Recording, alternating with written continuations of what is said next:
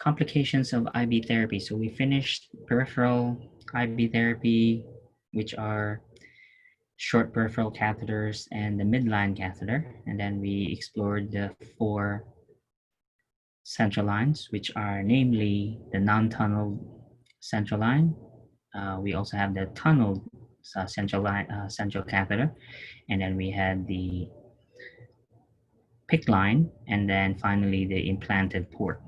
Now, regardless of whether it's peripheral or central line, the fact remains that these are foreign objects lodged inside the patient, particularly in the bloodstream. So as long as they stay inside the patient, they stay as a potential foreign source of infection. Right? So that's the number one complication. There are other complications, of course, but the most serious and most frequent among all these is, of course, catheter-related bloodstream infection. Now, we will be exploring 3 tables which will give us the cause, the signs and symptoms, and then finally, what do we do about it? And I think there's another column that says prevention. The prevention will be kind of common sense, because if you know the cause, then you know how to prevent it. So these are our most important, if anything, most important responsibility when taking care of patients who have either central lines or even peripheral lines. This is our CRBSI prevention bundle. Because we care for central lines, we're the ones actually changing the dressings, we're the ones using these every single day. So we have to follow certain checklists, okay, when caring for these venous access devices. Again, regardless if it's peripheral or central line. Again, the most serious complication is infection. This is different from, unlike when you take something by mouth, wherein you have several protections, namely your stomach acids could kill any bacteria, or let's say you swallowed bacteria that have spores which are protected by from acids. No problem. Once they enter the GI tract, you have good bacteria there which will crowd out the invading bacteria, and they're killed, okay, or prevented from multiplying. We don't have such protection in as far as IVs are concerned.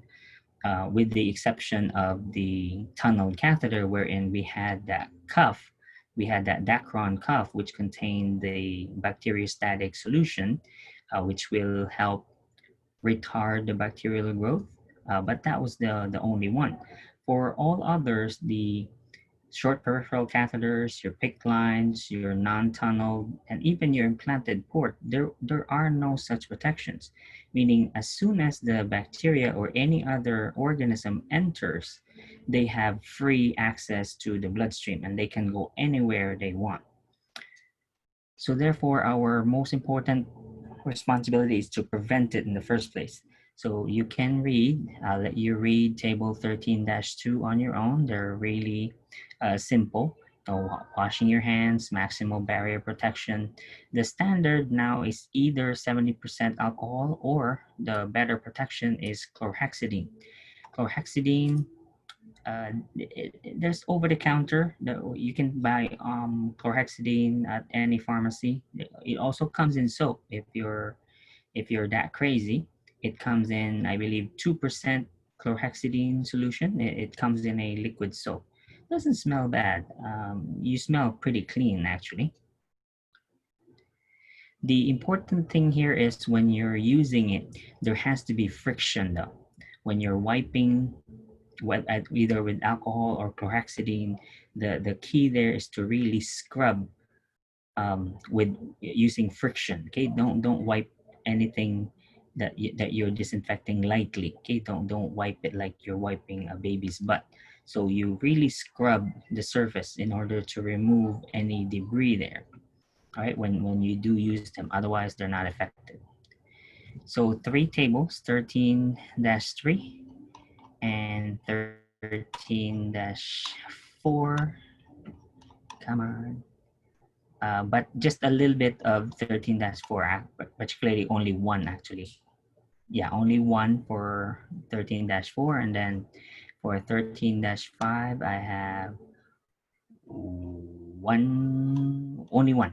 Okay, so one for 13-4 and one for 13-5.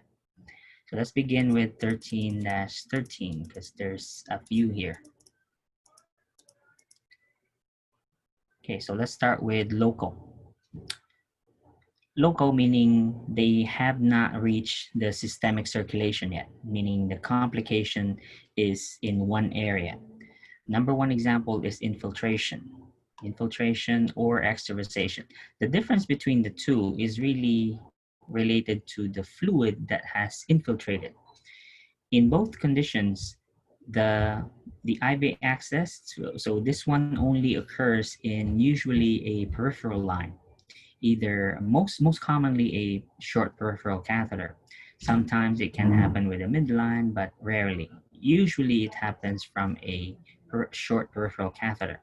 So what happens is the catheter is no longer in place, meaning it has migrated somehow. It has either poked through the vein, or it was partially pulled out.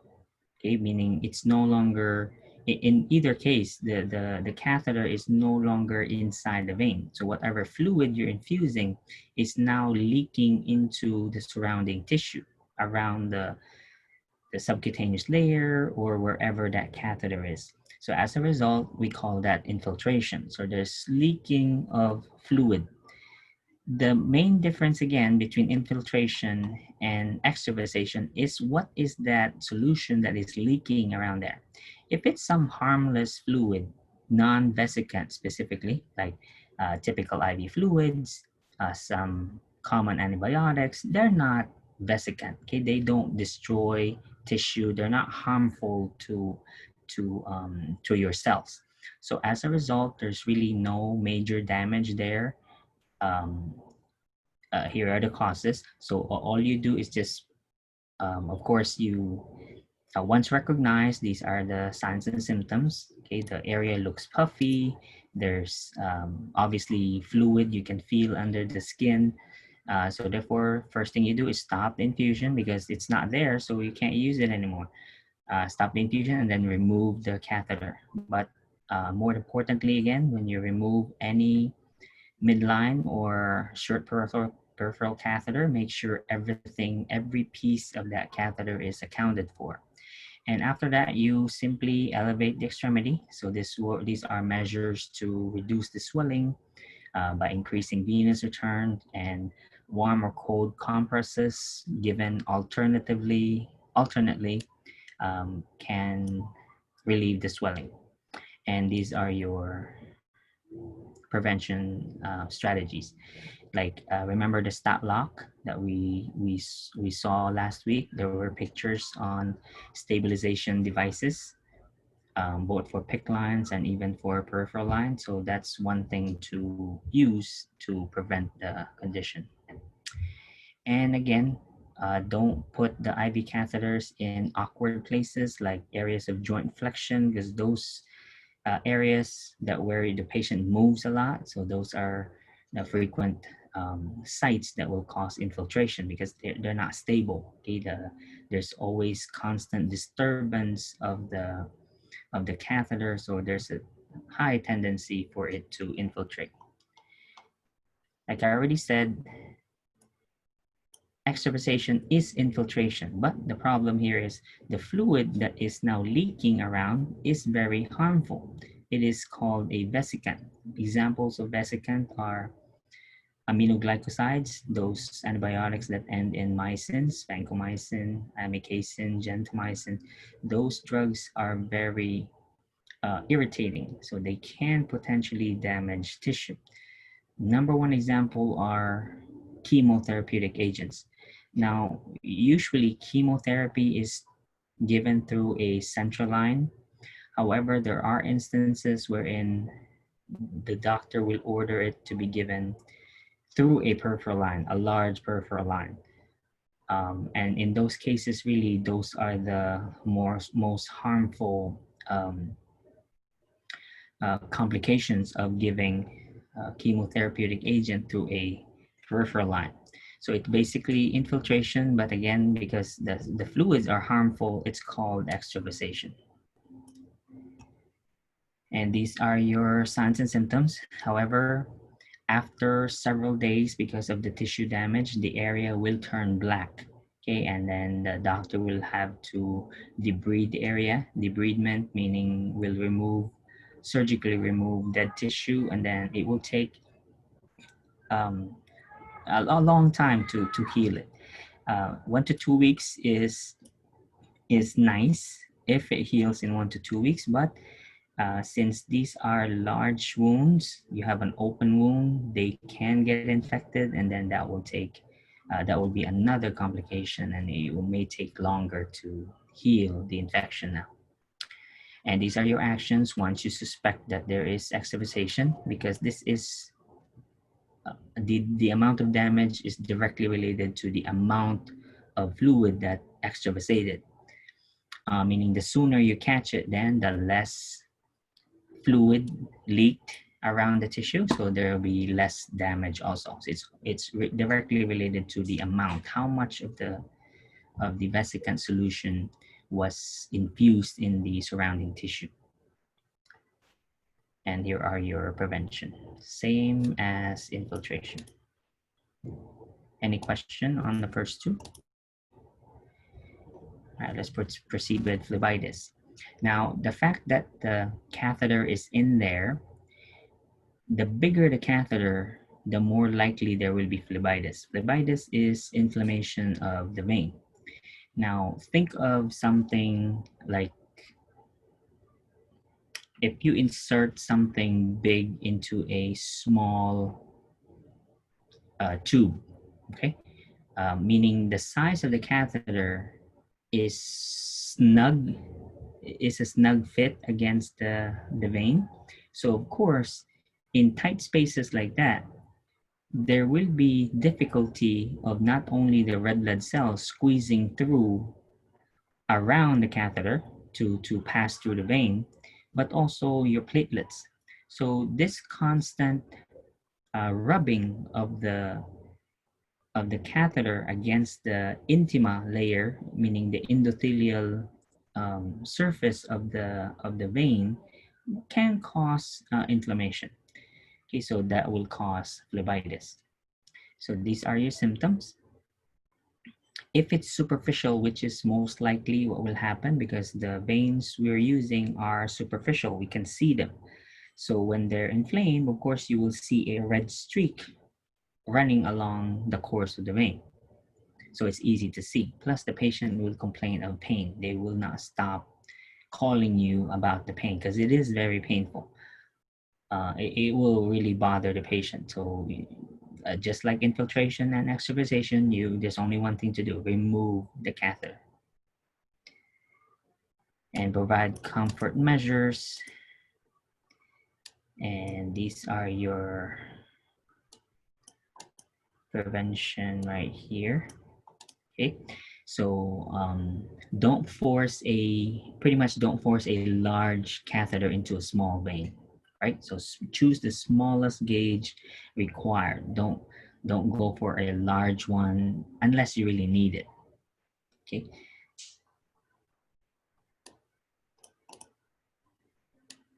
Feel free to interrupt me anytime if you have questions. Thrombosis. So if there is inflammation of the vein, there can also be clot formation. Same thing. So this time the platelets have a tiny area that they will have to squeeze around because there's a catheter blocking the lumen. Okay, so the red blood cells and the platelets will have to squeeze around the tight area.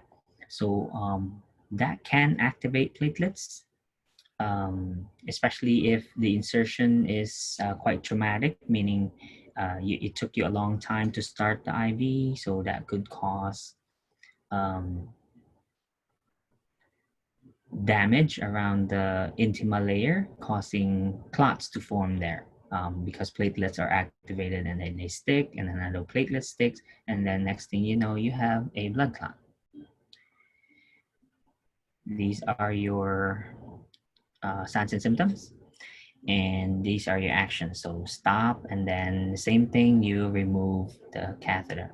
Unless if it's a central line, then the doctor will have to decide whether or not to remove the catheter or use an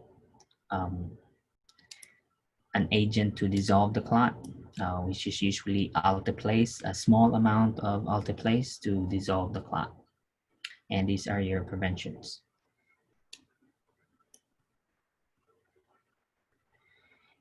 Or you can have a combination of two, not only inflammation of the vein, but also clot formation. They're just a combination of the two, so we'll skip that. Site infection.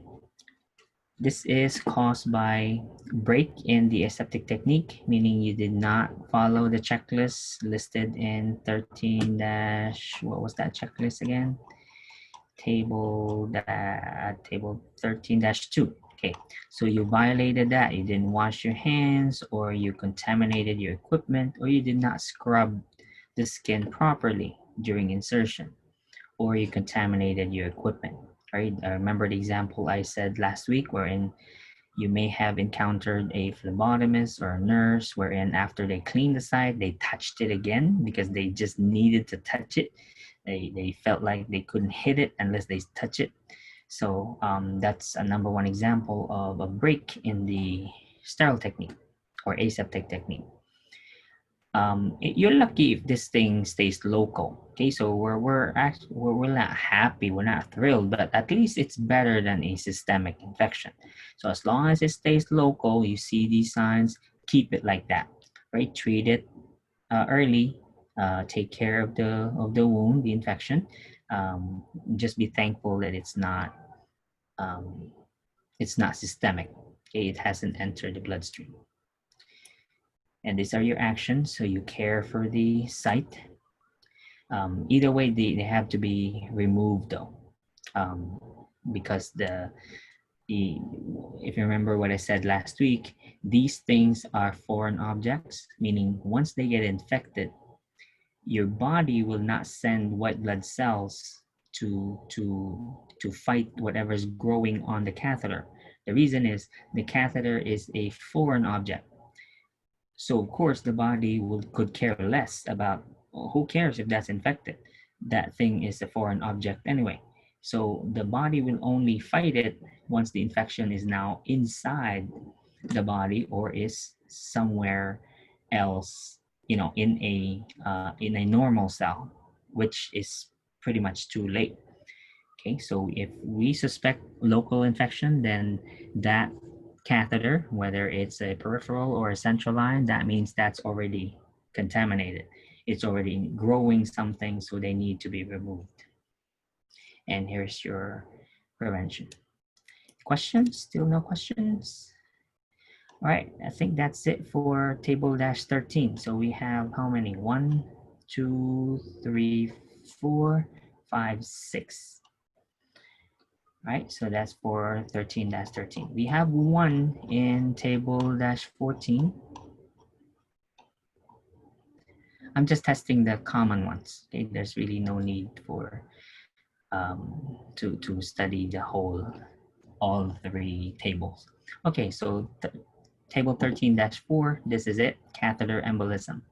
So this could happen in a peripheral or a central line.